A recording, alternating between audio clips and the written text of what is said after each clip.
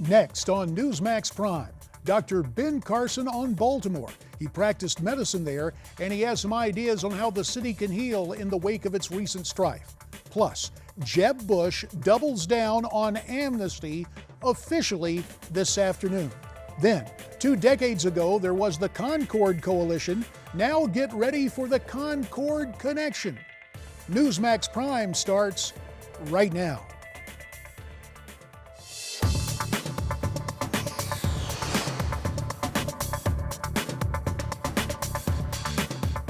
Welcome into Newsmax Prime. J.D. Hayworth here, thanking you for spending some of your time with us. Now, to stories of prime interest for all of us this evening.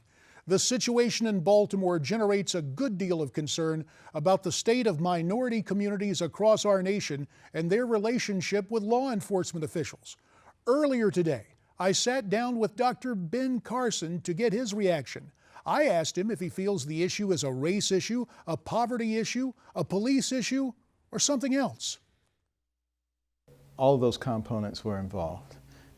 You had a young man who died under extremely suspect circumstances, no question about that.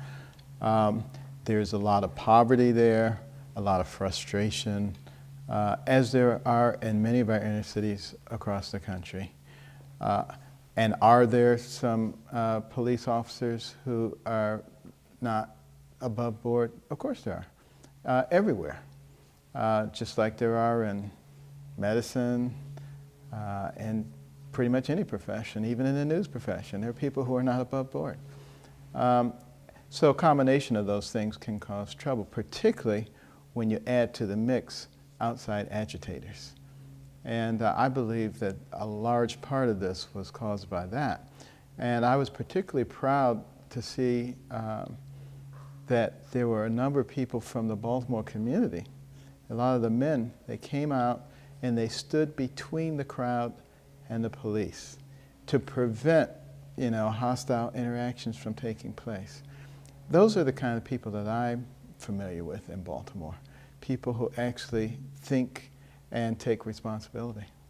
And because of the years you spent there, practicing medicine at Johns Hopkins, Baltimore is not just a destination on the map for you. You have a personal history there. So with that in mind, the reaction, I imagine, is especially poignant for you. Well, it's tough to see this happening and to see people basically being manipulated into doing things that clearly don't make any sense. I mean, why would you?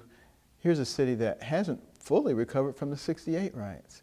And in the same area, now we're exacerbating the situation.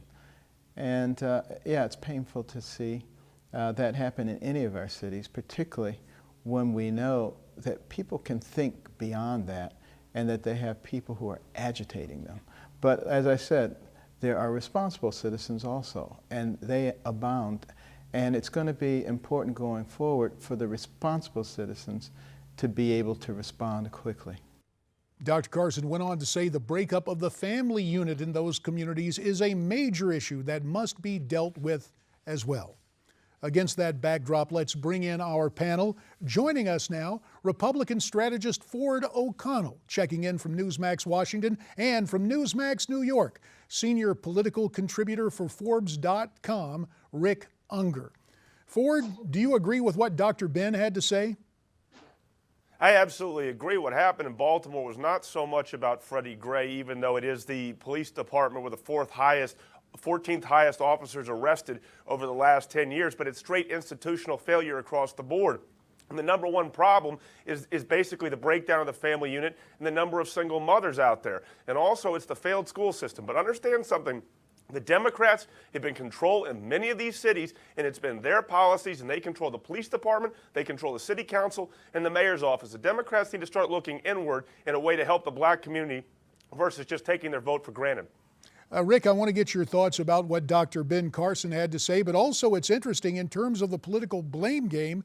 President Obama came out yesterday afternoon saying that it was the failure of Republicans in the Congress to, quote, make investments in the inner cities that led to this problem. Your take on the political gamesmanship afoot?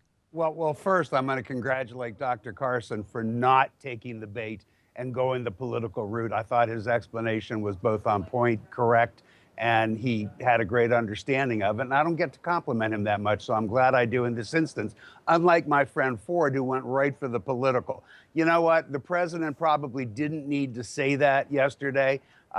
This should not be analyzed in terms of the political, in my opinion. You've got a serious problem there. There are a lot of components to this, and I have to say it, and I think Dr. Carson touched on it.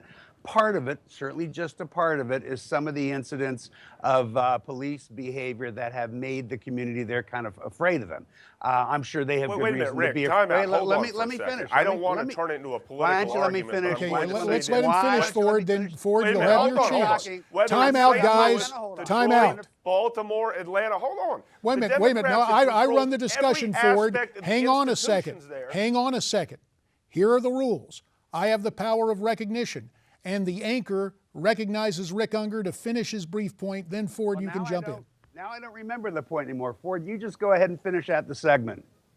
Now, wait a minute, All I gentlemen. was saying is we all need to look in and find a way to solve this problem. But at the end of the day, the Democrats need to take the lead on this because they control every single institution in these cities. And the black voters have been handing over their vote hand over fist, and you've been taking it for granted. And that's all I'm trying to say. And for President Obama to take a pot shot at the Republicans, I'm surprised it took 72 hours for him to do that. And by the way, he also controlled Congress when he talks about his urban renewal for the first 2 years, the House, the Senate, and the White House, and he did nothing. He just let it go by the wayside. And basically in 2012, when he campaigned for re-election, he didn't even stop in the black community. So this is absolutely ridiculous, point blank by the president. All right, we could go back and forth politically.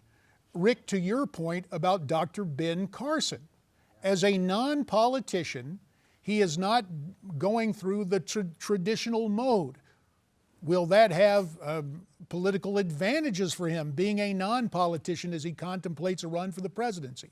Well, it was interesting to see the way he responded. I have to be honest, JD. I think he has often gone through the political mode, and I don't think it's worked out all that well for him. To see him take what I thought was a very realistic, rational approach, an intelligent approach, without going for the silly stuff. Maybe he's, as he gets ready to announce his candidacy, maybe he's realizing that Ben Carson, the brilliant brain surgeon, is far more valuable than Ben Carson, the extremist, Republican or whatever, that wasn't getting any traction. I hope he is, because... All right, let's close that out right now, and let's go to the other major news today. Jeb Bush, after campaigning in Puerto Rico, primarily in Spanish, comes out today saying that 11 million illegals already in this country should have an opportunity to stay. Now, we know that's been his sentiment, but he's saying it again now as he's preparing to run for president. Ford, is this a smart move on Jeb's part? Not in the Republican primary. It's not a smart move. The only thing is he has to say that if you're going to put amnesty forward or legalization for 11 million people, you have to guarantee to secure the border. And so far, Jeb Bush has not been talking enough about security, and I think it could hurt him, but I do think it's a winner for him in the general election. Wow. Do you agree with that, Rick? Yeah, this is my Be Nice to Republicans Day. I don't know what's going on here. I actually agree with Ford. That kind of talk is not going to be helpful to him in the primaries, but I admire him for sticking to what he apparently thinks is right. And I do agree in the general election, if he can get there, that's a much more useful point of view. Final minute on this thing. Going to Puerto Rico and saying he is all in for Puerto Rican statehood. Now, you really think that's going to bring an advantage in the general election? Both of you get a shot at this, 20 seconds each. Ford, you first. Absolutely, because there's a lot of Puerto Ricans on the I-5 corridor in Florida, and he needs to win Florida and Ohio if he wants to be the president, should he actually reach the general election. Rick, your thought? No difference whatsoever. Nobody's going to care. Oh, people are going to care, all right. President Obama You guys, did it in you live in 2012. Florida, and the rest of the country, nobody cares. Well, here's the bottom line. When it comes to amnesty and not following the rule of that law, they care about. I'm talking about I Puerto understand. Rico. I'm just offering my perspective, having been nice. You don't know how many directing Puerto Ricans traffic. are in Florida. That may be true, but I will tell you this, whether it's Puerto Rican statehood, the larger question of amnesty for people who have come to this country illegally is going to be problematic for Jeb Bush. Gentlemen, we thank you for your time and your input. Straight ahead, we're going to talk about what's going on with Iran. Stay with us.